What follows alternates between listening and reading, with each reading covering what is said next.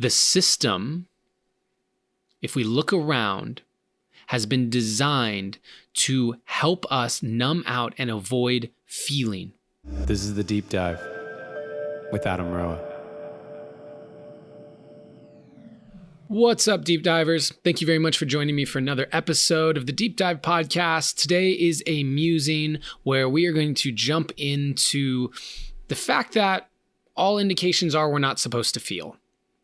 Yeah, that's really what the world around us is saying is don't feel. We're not supposed to. And I really wanted to get into that. That's been on my mind, which is what these musings are. And if you've been listening to this podcast for a little bit, I thank you. And for those of you who are just now finding it, I also welcome you. If there's value in this podcast, my only ask is that you please, leave a review on iTunes, subscribe to the channel, share it out so we can help spread this message far and wide for people who may also find value in it. And before I dive into the podcast, I have one announcement, which is I just released a book. And it is free.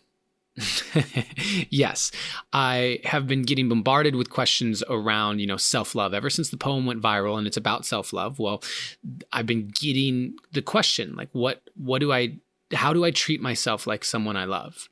And which is a line from the poem. And I said, well, let me give you the 3 tools that I have used that have made a complete radical shift in my life. And let me break them down really simply. And so that's the book, and it's free because I want you to have those tools. You being happy is good for me. It's good for you. It's good for the entire planet. So, all you have to do is go over to my website, adamroa.com, and you'll find a link to that book. If you'd like it, go ahead and check that out. Really excited to have that out. And then let's just dive into the musing. Let's dive into the fact that the systems are just telling us we're not supposed to feel, right? Because when you look around, we have the food that is being advertised to us. When you look at the food that's being advertised to us on television, it's not generally high quality, organic, healthy foods. The foods that are being advertised to us by a large degree are the fast food, are the candy, are the pizzas, and the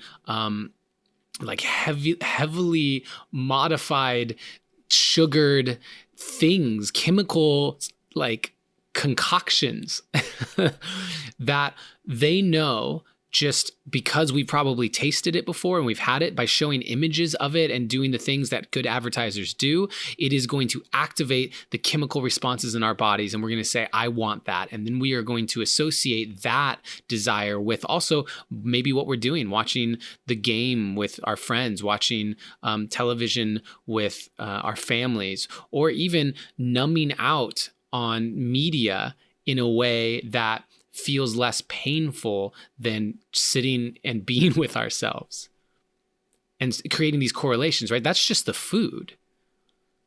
Beyond that, you know how many people, as I've gone into my own health and really jumped down that rabbit hole, it's been remarkable for me to observe how many people have prescriptions for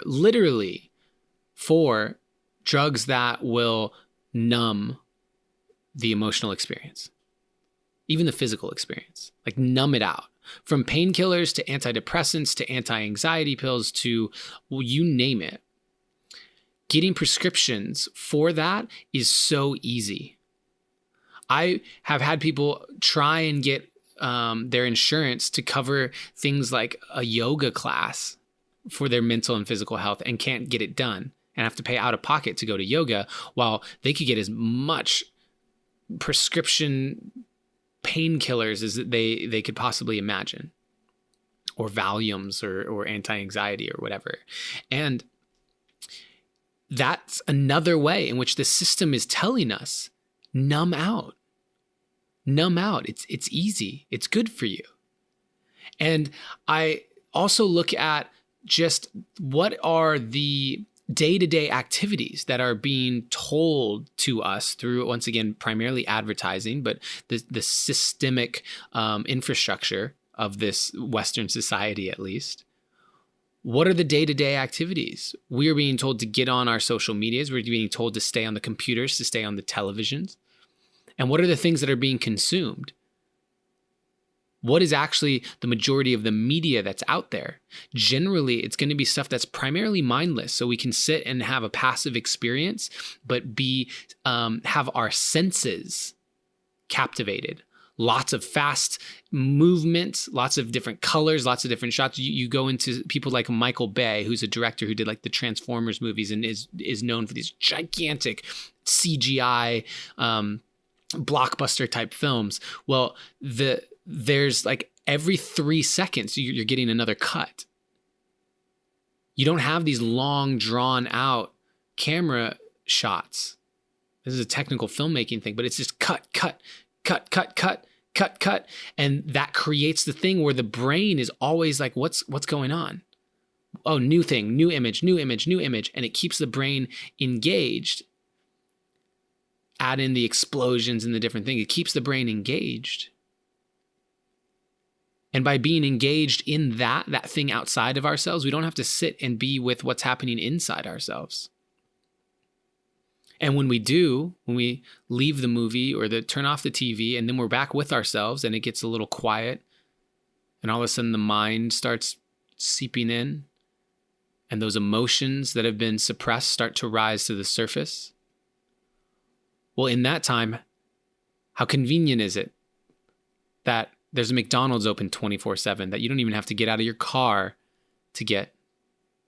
You don't want to leave? No worries. Food can be delivered to your door. You see, if it gets too hard, just take these pills. Any doctor will prescribe them to you for the most part. The system, if we look around, has been designed to help us numb out and avoid feeling. It is easier to do that than it is to actually sit and feel and be with what's going on. And because so much of our early schooling doesn't teach us emotional intelligence, even if we do decide, I'm going to take the time to sit here and like feel this, even if we have that amount of courage and bravery, it can often be so overwhelming because we don't necessarily have the tools for how to be with it. We don't know. We were never taught. We never learned that, and our parents didn't. Well, I want to take this as an opportunity to acknowledge you, because the fact that you're listening to this tells me that there's at least some part of you that wants to feel. There's a part of you that's working on yourself to be the version of you that inspires others, that loves life, that is happy. And that takes a lot of courage in today's day and age, because you actually have to choose the more difficult path. And that is a really brave thing to do. And for those of you who want to choose that path or have started that path and you feel overwhelmed or you're scared of starting, get support. Literally, get support. There are so many resources. This podcast is an example of that. There's YouTube videos out there, mine and other people's. There's books. Literally, the book that I just released is free. Like there are so many opportunities for you to get support, and it doesn't have to look like a person in person. But if you want that, then find that too. Facebook groups, meetups, AA meetings. You know what I mean? Like whatever it is, hire a coach.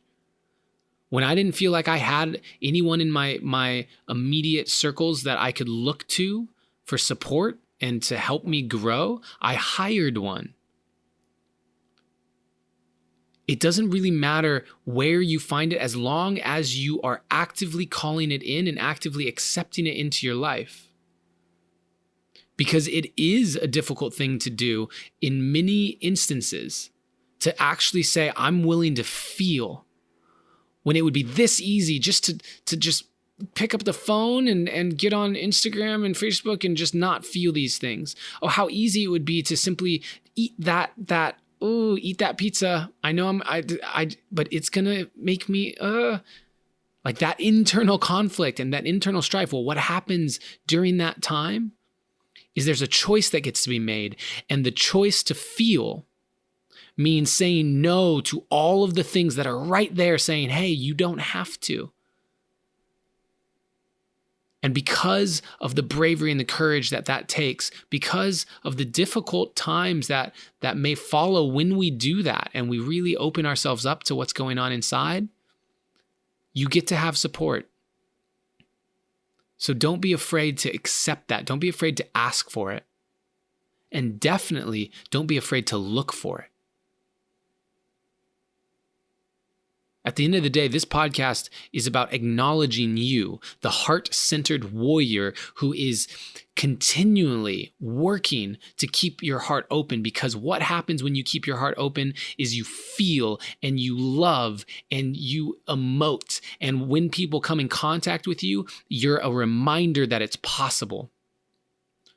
Because so many people have lost their way and think that they are too weak to feel, that they're not strong enough to actually handle what's underneath the surface.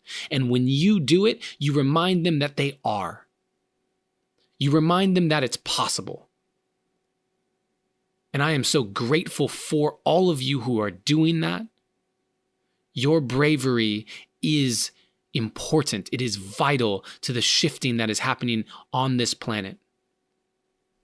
Because we are moving in the direction of either feeling again or completely numbing out. And it's those of you willing to feel, to have that courage and that strength, who are lighting the way towards the reality in which love is everywhere. And love is felt by everyone. So thank you. Thank you for your courage and your bravery and your commitment to keeping your heart open. I want to remind you that always, in all ways, you are seen, you are heard, and you are loved.